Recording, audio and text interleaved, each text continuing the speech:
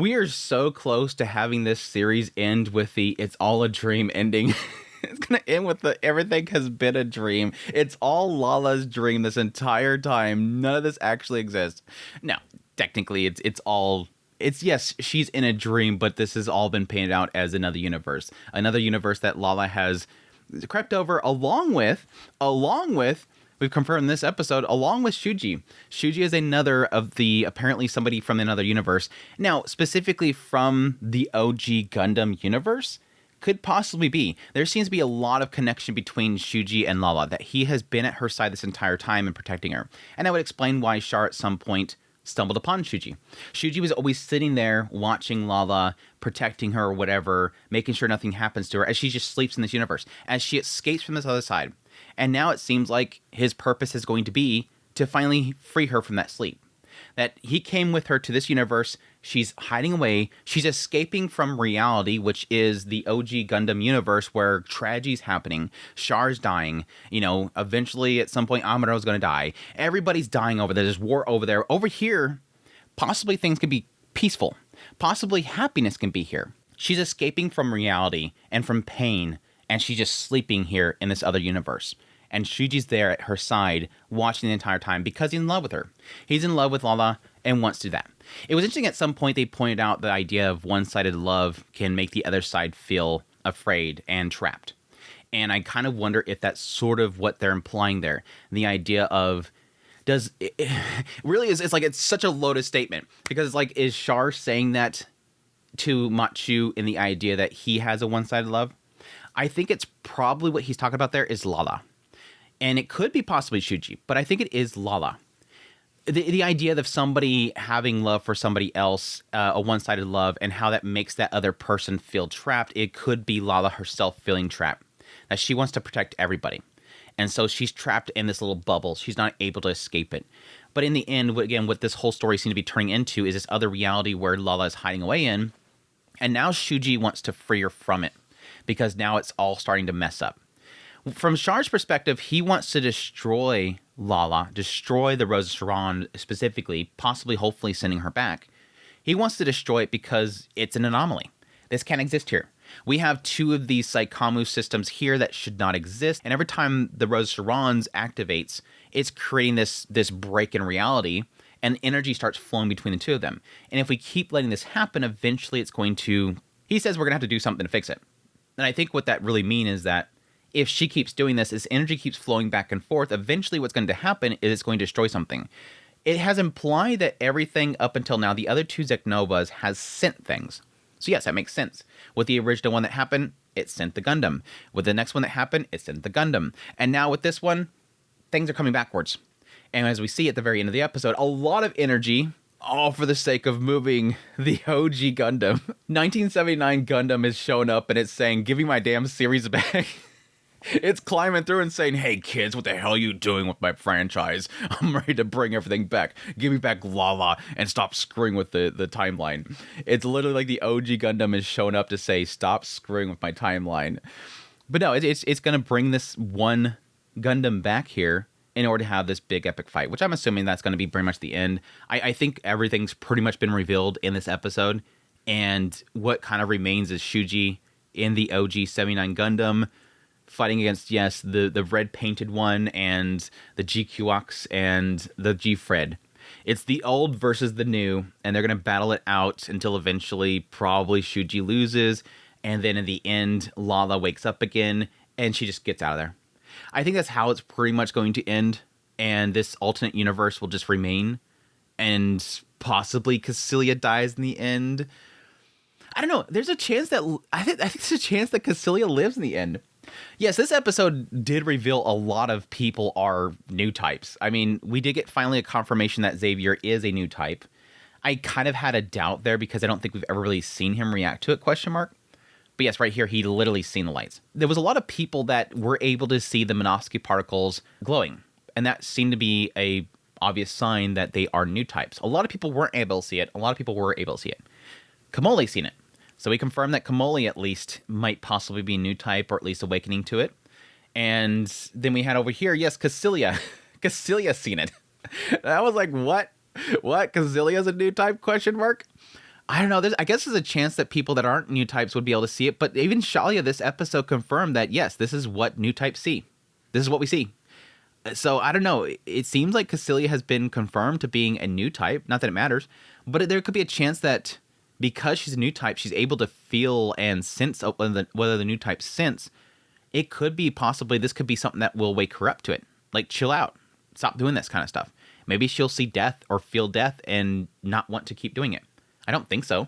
She seems very driven by what she's doing. I don't think that's going to change her perspective. But yeah, can we talk about Kamali? Kamali's sus, dude. Kamali's sus. Again, we confirmed this episode Lala came from the other side. We confirmed Shuji came from the other side. And I think they're pretty much pointing out that's it.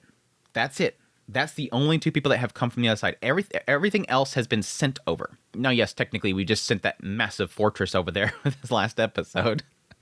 But from the other side, every time has been pushing something over. And until this recent one where something has come over, which is again which again is the original Gundam. But Kamali knows way too much. Now, it could be that this girl is just massively studied. Like, this girl has been studying Zeknovas for a long time. Like, this is her specialty. But it just seems like she keeps stating things as if she has observed it herself. Now, she says, yes, this is observed, this has been observed, this is the information that we have, it's always shown this sign, these energy signals. That's really probably why Shalia has her at his side. She knows a lot about them. I need to have her at my side. If I can find a Zeknova, this girl's going to lead me to it. Or she's going to have the information I need for it. So that's why he specifically chose her. And additionally, the fact that every single time we see her, she's bending over looking out a window, which is always hot. I meant at some point to get like a super cut of that. Like, these creators really love showing her just kind of looking out a window bent over and then looking back towards other people.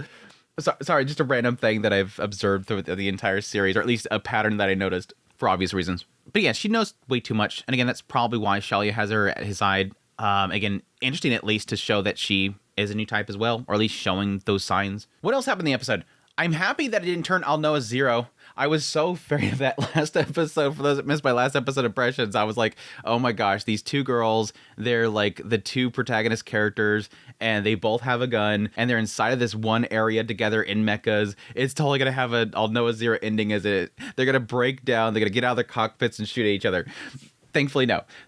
I was happy to see it. They technically played into the symbolisms that I was getting to with the last episode. I like to have, like, Shalia, his gun is about, like, you know, this new purpose of whatever. And again, kind of playing it into Machu's character, where she now has this goal and this purpose that she wants to fulfill, and she shoots the limiter. And then that's able to allow her to seek her goal. Over here with Nyan, yeah, technically that whole idea of not hesitating. When Kycilia gave her the gun, it was about, like, you know, pulling that trigger, not hesitating, all that kind of stuff, going towards your focus, what you want to do. And yes, with this, it's to protect her girlfriend. She did not hesitate to pull that trigger in order to protect her girlfriend. Kycilia goes to shoot at Machu, and she pulls the trigger, straight shoots Kycilia in the back. It's so freaking great.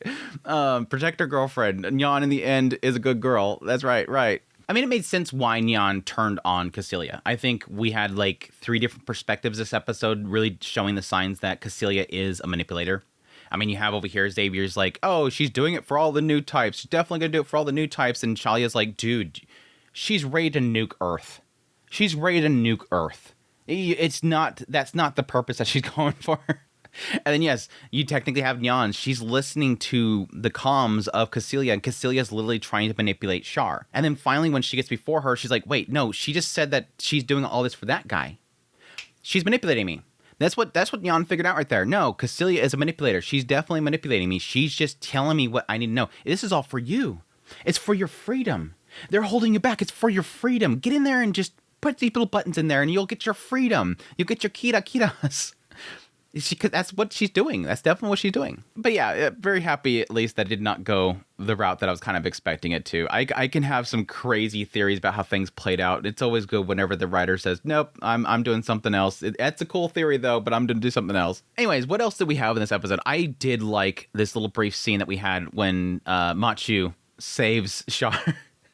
Like, go over here and he's like, oh, thanks for saving me. You have my gratitude. And she's like, you smell like Shuji. Like, these people smelling each other. She got that from Shuji. Machu got the sniffing from Shuji. A new type sniffer. Machu has awakened a new type Shuji sniffing. I guess that makes sense why he smells like or similar to Shuji. I don't think it's implying the idea that Char and Shuji are the same person. I don't know. I guess it could be that Shuji is some sort of reincarnation or at least another universe Shuji. But either way, I think it really is kind of pointing out there the fact that, yes, Char and Shuji hung out for a long time when Shuji first arrived in this universe. But no, it's interesting that, yes, after Char has his new type magical girl transformation out of nowhere. Oh, I guess that's how she sees me in this universe. Just randomly gets his outfit back. But no, we get all these big reveals that Char gives about this whole situation. And I'm very curious about the first statement that Char makes. And the idea that, oh, you like Shuji, don't you? And then she starts getting flustered. Why Haru starts getting all flustered is interesting. Weird. I don't know if Haru's like blushing over Char or if it's reacting to Machu's emotions, like they're like new type connected. I don't know. It's weird. Or it could just be comedic relief. But Char specifically says one-sided love can often trap the other person. And I'm really curious as who he's talking about here. I can probably see it being Shuji's love for Lala has created this, or at least everybody's love for Lala has trapped her. It could be the other way around. I mean, it's totally vague, and it literally probably works for everybody. But yes, as we've seen, Lala does have a lot of love for a lot of different people, and it often could make them feel trapped. But I wonder if this is talking specifically about Lala, that he's saying that she feels trapped, and she's literally trapped. She is stuck inside of this thing, and I think Char sees that. That love has caused Lala to be trapped, and I need to free her. That's the whole point of this whole thing, is he feels like he needs to destroy this device in order to send her back. And I think from Shuji's perspective, he just wants to destroy this place that is essentially trying to destroy her. It's like this two-sided thing. In the end, Shuji wants to destroy this universe in order to protect her. But what Char's saying here specifically is that love is causing her to be trapped there. She's in this eternal sleep. She's constantly trying to protect people, using these Zeknovas to pull them away from locations and protect them constantly. Her love for others has trapped her here. That's it. She can't do anything. She's in the suffering spot. And that's when Shuji finally shows up and tries to stop Char. That's that conflict the two of them have. You don't realize she's destroying this world and she's trapped. Shuji's saying, no, you don't realize it. She's doing it because she loves you. Yeah, I know that. Like, there's this big, massive conflict about something that has happened between these universes that isn't right, that shouldn't exist, that is breaking everything. These two Saikamu systems should not exist in this universe, and it is breaking things, dude. We have to freaking stop this. Which I really do question how this will end in the end. If Lala is here to protect Char, and Shuji wants to destroy this world in order to protect Lala, how does that work? I guess it could be strictly because Shuji realized that Char is rejecting Lala's love and Lala's protection, that he just wants to get rid of it now because it now threatens her. That's probably what it's going to turn into. In the end, everything turns into everybody fights over Lala. In the end, wars and bloodshed and entire annihilations of universes goes around Lala. Again, the one-sided love causes those to be trapped. Anyways, the episode ends with pretty much everybody pointing to everybody saying that they're doing it to love you. I'm doing it to love her. I'm doing it because I want to protect her love. She's doing it because she loves you. Yes, I know she loves you. Everything's being destroyed. And then Shuji summons the White Gundam out of nowhere. The White Gundam, again, the 1979 Gundam coming back to slap all these new youngsters around and tell them to stop screwing around with their Gundam series. But yeah, I'm very curious again to see how everything wraps up. The preview for the next episode straight up says final. So I don't know, that could just be the final of this core. But I feel like all signs are pointing to that they're probably going to wrap up this franchise. I think it's just straight up a 12-episode series. They're not going to be doing another core, which is kind of what I was expecting from the beginning. I didn't really think they were going to have a very long series out of this. I think a lot of people have that expectation every single time a Gundam comes out that it's going to be a 50-episode series, which makes sense. Because, I mean, yeah, technically for the longest time, everything was 50-episode series. And yes, we've had a lot here recently that have not been that. But it's always kind of that default expectation that we have for Gundam series, which sucks, but I'm all for them not trying to drag out their stories if they feel that it can fit within a single core. But I still had hope at some point we're going to have an alternate universe with Do. Boo. Sucks. Anyways, that's my thoughts on the episode. I really didn't dive through the episode like I typically do, but I found at some point I was just rambling, got my points across. We're good. So hopefully you guys enjoyed this content. If you like this content, hit the like button, become a member of the channel. And until next time, y'all take care.